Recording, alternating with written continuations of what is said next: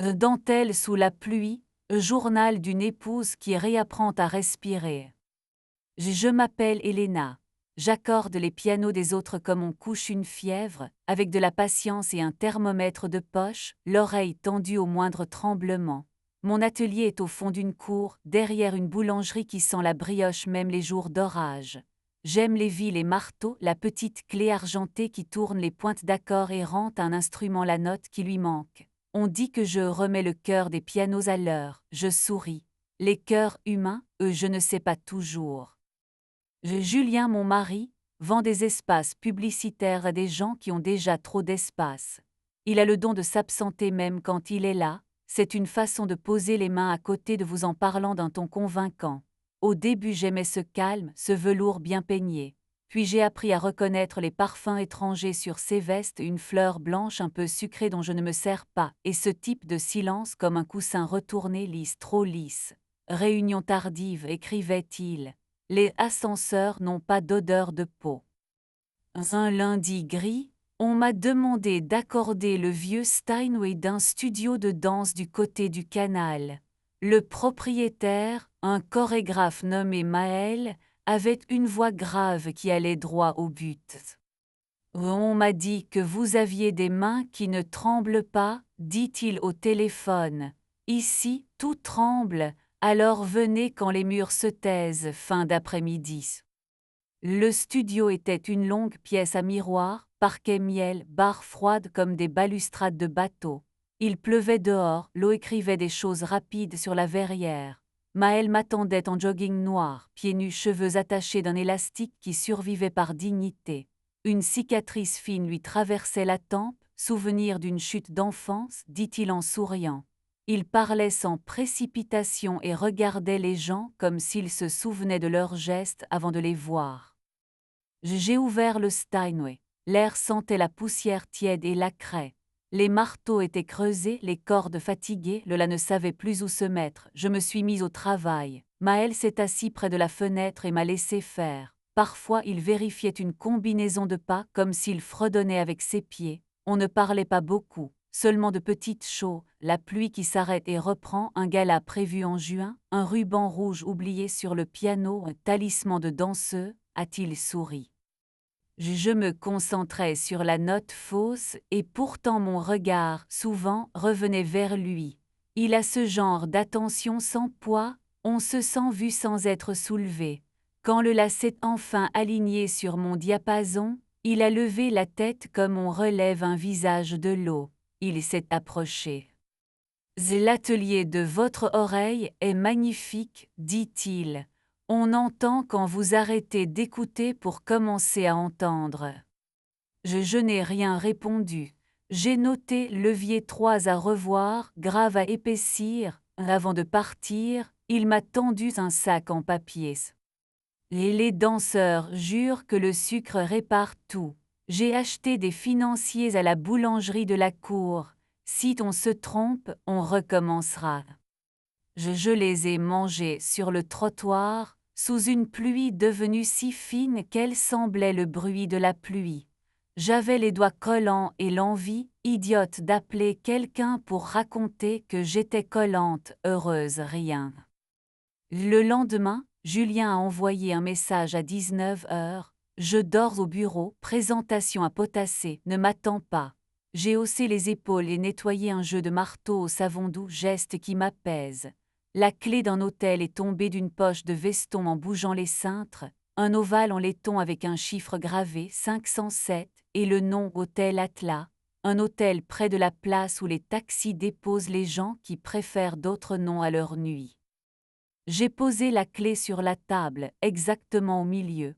Je l'ai laissée là, comme on pose un verbe sur une phrase pour voir si la grammaire tient encore. Puis j'ai pris mon manteau, j'ai marché jusqu'à l'Atlas. Il pleuvait serré. Le rôle sentait la bergamote. J'ai demandé si quelqu'un avait perdu ceci. Le concierge a levé les yeux comme on regarde une colombe fatiguée. Madame, on perd toutes sortes de choses ici. L'ascenseur a sonné. Julien en est sorti avec sa collègue Alix, celle qui rit fort au dîner de fin d'année. Ils ont gardé. Elena a commencé Julien. Oui, ai-je dit. J'ai rendu la clé au concierge, je suis sortie. La pluie a couvert mon visage d'un voile qu'aucune main ne voulait ôter. Je n'ai pas pleuré, je n'avais pas ce type de larmes sous la peau. Je suis rentrée à pied, avec la sensation simple que la ville était d'un seul bloc et que moi, non. Le jeudi, Maël m'a rappelé, le Steinway demande votre retour, et je sais faire du thé à la mène sans brûler la mène. J'y suis allée, les danseurs répétaient un pas de deux, les corps coupaient l'air comme des ciseaux dans de la soie. Maël m'a confié la petite cuisine du fond. Il avait un geste précis pour poser le sucre, un geste sans gaspillage. Ses mains semblaient parler. Il n'a pas posé de questions, ou alors des questions sans angle. Parfois, dit-il en calant une chaise, les objets nous couchent la vérité sur la table. On n'a rien demandé, mais c'est propre repassé. Le thé fumait. Il a remarqué sur ma paume la marque ronde que m'a laissée le porte-clés de l'Atlas, une empreinte légère. Ça va, a-t-il simplement demandé. J'entends des dissonances, rien que je ne puisse accorder, peut-être pas aujourd'hui. Il a hoché la tête. Ses yeux n'ont pas fouillé les miens. Ensuite, je suis restée longtemps sur le grave du piano. Je couvrais la corde d'un feutre, je testais l'intervalle, je revenais au diapason, la routine me tenait comme une main. Les danseurs ont sorti leur ruban rouge pour un duo final, l'une l'a oublié au bord de la partition. Maël l'a ramassé et me l'a tendu. Oh, vous devriez le garder, il tient les choses qui filent. Je l'ai noué à mon poignet. Le tissu m'a chatouillé la peau, minuscule feu de signalisation à hauteur de veine. Le soir, Julien est rentré à l'heure, trop à l'heure, avec un bouquet de roses que j'ai trouvé plus lourd que toutes les clés. Il a posé des mots sur la table comme on dépose des pièces. Erreur, fatigue, accident, puis voyant que rien ne s'achevait, il a essayé ouvrons. Ouvrons quoi notre mariage, dit-il, sans drame temporairement. J'ai eu un rire bref et un bruit de couvercle qui retombe. Notre maison ne manque pas d'air, ai-je pensé, elle manque de portes qui se ferment du bon côté. J'ai pris la chambre d'amis sans drame. La nuit, j'ai rêvé de bois lustrés, de notes retenues au bord d'elles-mêmes, de rubans qui serrent sans blesser. Les jours suivants, j'ai pris l'habitude de passer au studio plus souvent que nécessaire. Les danseurs m'acceptaient comme un objet utile, la femme qui redonne le la. Maël, lui, me laissait sa présence comme une couverture qu'on pose quand on reste fiévreux. Un soir, l'orage a plombé Paris. Les réverbères faisaient des flaques pâles. Dans la salle vide, Maël a posé une piste audio et m'a demandé si je voulais être la danseuse du la. Et ce n'est pas compliqué. Vous marchez droit, vous tournez au miroir, et vous revenez, je vous suis. Nous avons marché. Nos pas se répondaient. À un moment, sa main a effleuré mon coude pour corriger une ligne. Ce n'était rien, un peu de chaleur qui s'est mise à respirer dans ma manche. Nous n'avons pas cherché plus loin, juste cette sensation d'être deux à tenir debout. Plus tard, sur le banc du Steinway, j'ai joué doucement quelques accords propres à vérifier l'accord. Maël s'est assis tout près, assez pour que nos épaules trouvent leur place sans se gêner. Il a posé sa main ouverte sur le couvercle à plat, un geste qui disait « je suis là » sans le dire. Je sentais la chaleur de lui régulière. Nos visages se sont frôlés, un presque baiser, un salut sans emportement. Sa bouche a trouvé ma tempe une seconde puis s'est retirée. La pudeur, ce soir-là, ne séparait rien, elle donnait de l'épaisseur. Quelques jours plus tard, une enveloppe sans timbre a glissé sous ma porte. À l'intérieur, une photo floue, moi qui sors du studio avec Maël, son sac sur l'épaule, ma main sur mon poignet à ruban, au stylo derrière, joli pas de deux, l'écriture de Julien déguisée en autre. Je lui ai envoyé la photo par message. Tu veux parler, parle, les coulisses me fatiguent. Il a répondu par un désolé sans corps. Le soir, il a tenté l'apaisement, une conférence de presse en 3 phrases. Ce n'était pas lui, c'était la colère.